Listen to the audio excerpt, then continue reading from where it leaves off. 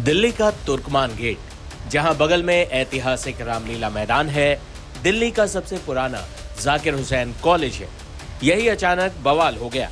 मामला था अवैध निर्माण को हटाने का। दिल्ली के रामलीला मैदान क्षेत्र के तुर्कमान गेट इलाके में बुधवार तड़के उस समय तनाव फैल गया जब एक मस्जिद के पास चलाया जा रहा अतिक्रमण विरोधी अभियान अचानक से हिंसक हो गया।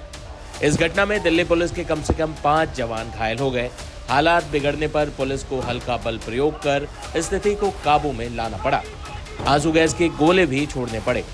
पुलिस अधिकारियों के अनुसार ये कार्रवाई नगर निगम दिल्ली यानी एमसीडी द्वारा दिल्ली हाई कोर्ट के निर्देशों के तहत की जा रही थी। यह अभियान सैयद फैज़े इलाही मस्जिद और उससे सटे कब्रिस्तान के पास स्थित सरकारी जमीन पर कथित अतिक्रमण को हटाने के लिए चलाया गया था।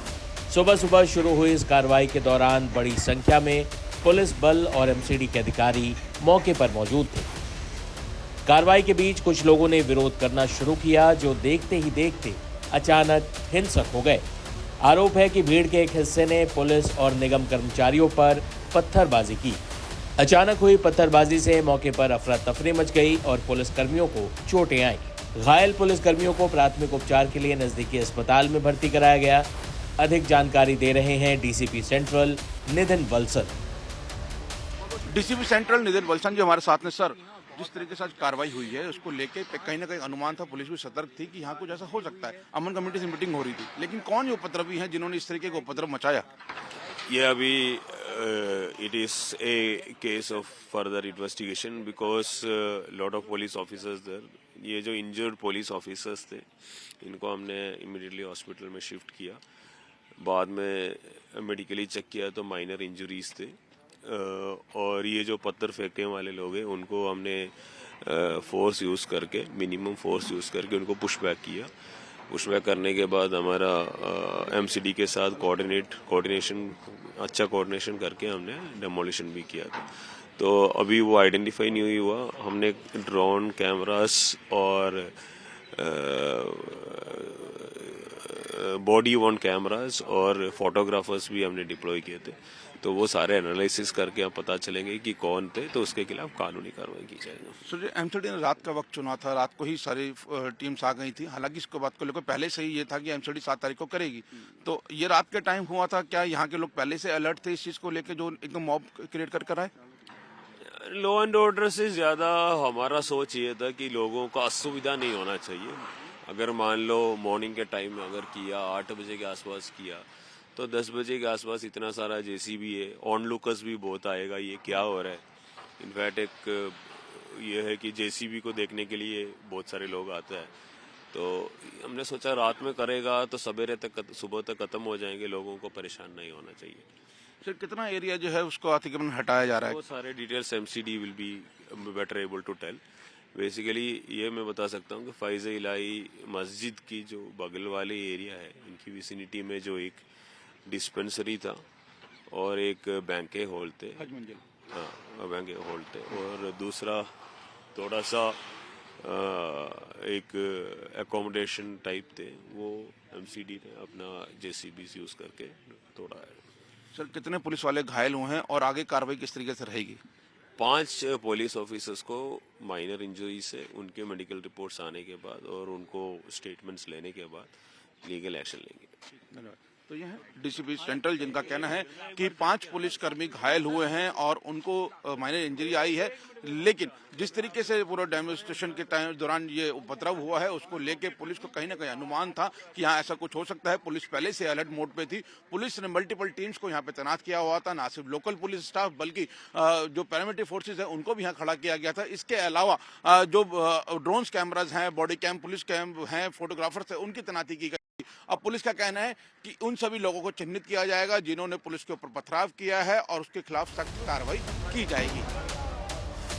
किसी भी तरह के टकराव से बचने के लिए पुलिस ने इस कार्रवाई से पहले ही स्थानीय शांति समिति के सदस्यों के साथ समन्वय बैठक भी की थी। पुलिस ने स्पष्ट किया कि किसी भी समुदाय या धार्मिक स्थल को निशाना बनाने का सवाल नहीं है और पूरी कार्रवाई अदालत के आदेश के पालन करने के तहत की जा रही। फिलहाल इलाके में सुरक्षा के कड़े इंतजाम हैं। अतिरिक्त पुलिस बल की तैनाती कर दी गई।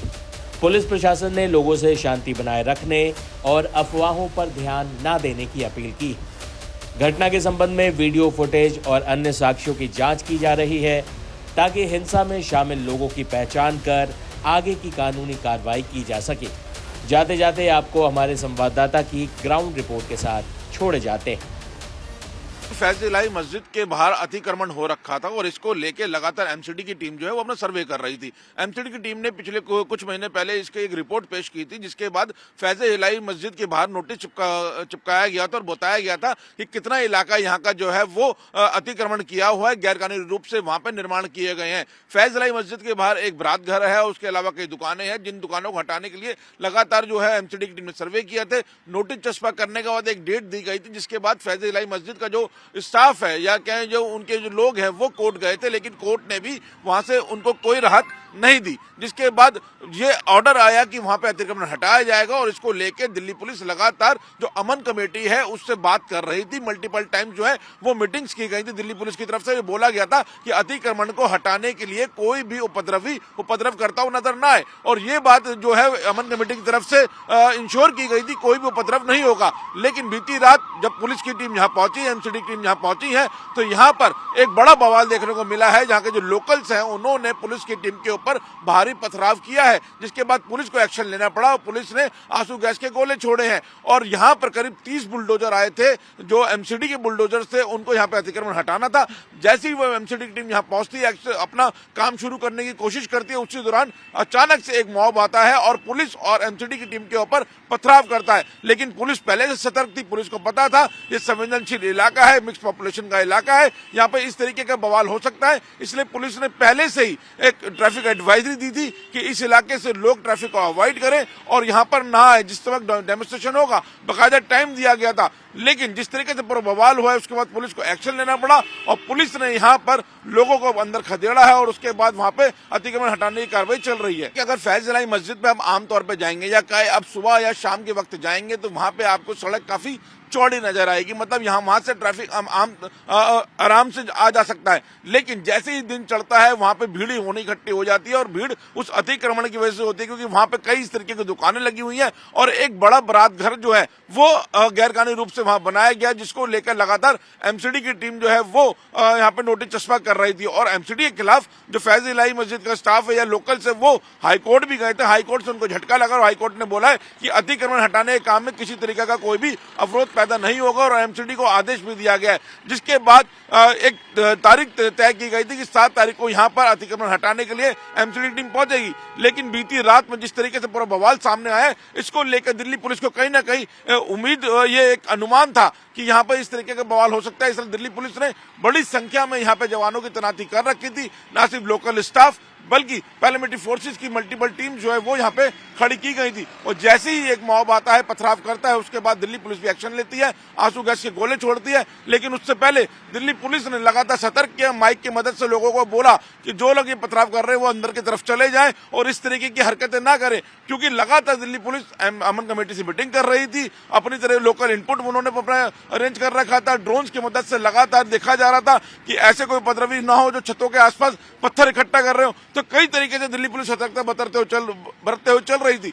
लेकिन उसके बावजूद एक बड़ा बवाल देखने को मिला बीती रात। हालांकि ये बवाल कुछ देर के लिए हुआ, लेकिन जिस तरीके से वीडियो सामने आ रही है वो अपने में बेहद हैरान करने वाली है। जिस तरीके से फुटेजेस सामने आए हैं, मोबाइल फुटेजेस सामने आ रहे हैं, कैमरेज के अलग अलग एंगल से फुटेज आ रहे हैं, उसमें पता लग रहा है कि सैकड़ों की संख्या में जो लोग थे वो इकट्ठे हुए थे। लेकिन इन सभी लोगों को किसने यहाँ पे इकट्ठा किया, किसके कहने पर यहाँ पर आए, किसने इनको उकसाया और कौन यहाँ पे जो है वो पत्थर लेके इन लोगों को यहाँ भेजता है, इन सब अब जो एंगल्स की जांच होगी और हर उस शख्स तक पुलिस पहुंचेगी जिसने इस भीड़ को उकसाया है और जिसके कहने पर यह पूरा बवाल हुआ है। अगर फैज इलाही मस्जिद की बात करें तो ज्योति, आपको याद होगा कि जब दिल्ली लाल किले का ब्लास्ट हुआ था, जो उसका मास्टरमाइंड था, जो फिदाइन था, जिसने हमला किया था, वो डॉक्टर उमर इसी मस्जिद में आके रुका था और यहाँ पर उसने कुछ देर बिताई थी। जब वो लाल किला पार्किंग पहुंचा था गाड़ी लेकर, उससे पहले वो इसी फैज इलाही मस्जिद में आया था और यहाँ पर उसने अपनी इबादत करके वो बाहर की तरफ निकला था। उसकी सीसीटीवी फुटेज जो है वो टाइम्स नाउ भारत ने सबसे पहले दिखाया था कि किस तरीके से